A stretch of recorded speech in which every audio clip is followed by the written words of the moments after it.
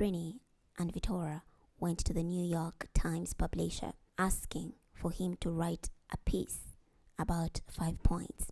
The writer told them that he only writes stories that people will read. Cabrini told him, do you know, the people of New York know that even rats have it better than the children of 5 points. The writer told Cabrini, I doubt that myself. Then Cabrini told him, that shows you've never been at 5 points. She asked Vittoria to grab his coat and hat. They took him. His name is Callaghan. They took him to a trip so he can see how the children live in 5 points. They went at night and he saw the poverty reeking in 5 points. Children sleeping in rubbish cans, rubbish areas. The conditions were there. This informed the article that Callaghan continued to write, even rats have it better than the children of 5 points. And in this article, he expressed how nuns came, led by a frail woman, went to all the areas of 5 points that even the police is afraid to go to save these kids. And to each child they promised a warm bed and some food. The article continued to explain exactly the situation of the children of 5 points. The news article was read by almost every elite in the city, and Callaghan in it continued to write, do we want a New York that is imagined by City Hall, or a New York that we imagine? We all came as children of immigrants, but don't you think that these children deserve better? Even the Archbishop got a copy. The mayor was not happy when he was reading this article. Cabrini felt her heart voiced out properly. They received letters from all different kinds of people writing to the orphanage, some sending donations. People sent them lots of money. They ended up going to the city. They rented a place in the city, not to beg, but to live there. When the people of New York, who hates these Diegos, like they call them, who hate these Italians on the streets, saw this, they complained. The mayor went to speak to the Archbishop and told him that people are calling me, telling me that they cannot wake up in the morning. Every time they wake up in the morning, they look through their window to see a wave of brown-skinned filth with a nun. The Archbishop told the mayor that he is a shepherd and the people of the Italian community are among his flock. The mayor reminded him that they too are his flock, and he also reminded him of all these donations that they give to help the Irish community. Since the Archbishop is an Irish man, the mayor used that as the angle to threaten him and told him, it will be sad for you not to build all those places of worship that you are intending to build because something gets in the way of your license just because of these nuns. Would you want these nuns to get between that? The next day, an inspector shows up and checks every single thing in the orphanage.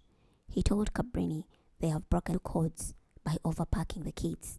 Cabrini told him, you should have visited them at 5 points where they used to stay and how they were packed. But he continued to say they have 7 days to pay the fine or they will be evicted at once and they will return to 5 points where they belong. They don't belong in the city. The Archbishop met with Sister Cabrini and told her she ran in waters too deep. And no matter what she does, the mayor will get him out of the city. If you want my permission, I won't stop you. But if you ask for my advice, I have another proposition for you. Because no matter what you do, the mayor will be out for you and he will not stop. The Archbishop proposed another piece of land with 15 acres, room to play for the kids. But there is a small problem there that they can see when they reach there. So they journeyed to check out this property. Mother Cabrini told the Archbishop, you know, I don't have the funds for such a property. The Archbishop asked her, how much do you have in your account? Mother Cabrini had a little over $900. So he said, let's say 1,000. I'll top up the difference so you can have the property. They went to visit the property. It was beautiful.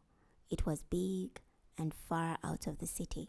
After checking out the rooms, Cabrini says, she shall be buried here. The challenge was the wells. There is no water. The wells are broken. There is no water completely.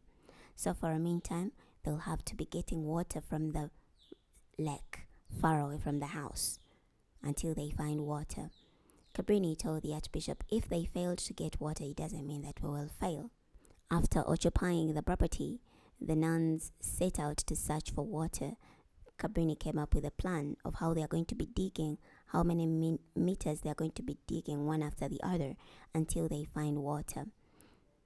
Early in the morning, Vittoria wakes up to take some water, only to see Cabrini going out in the night looking for water.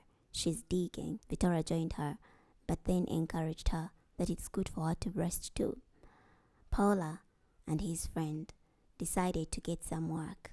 They wanted to help out because they were seeing the orphanage is already full and Cabrini keeps bringing more kids. So they wanted to get some work and help out. Paola's friend Enzo got them a job in the mines. So they started that night. They worked all through the night. But as they were working, the mines started to collapse. As men were running out, many got injured, several died, some escaped.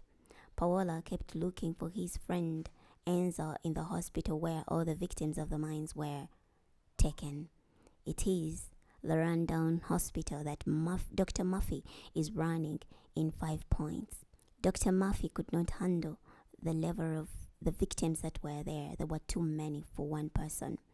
When the nuns came looking for Enzo, Dr. Murphy asked Cabrini to go at the City Point Hospital and ask them if they could send some supplies and some doctors because men are dying here. One of the nuns went to call for help. When she reached the hospital, they turned her away.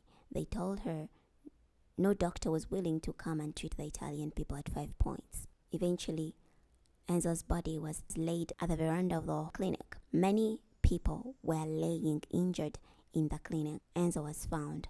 Paola called for help. They checked Enzo out, but Enzo was already dead. Enzo was buried at the orphanage property. Dr. Murphy met with Cabrini. The toll of the victims from the mine took on the clinic.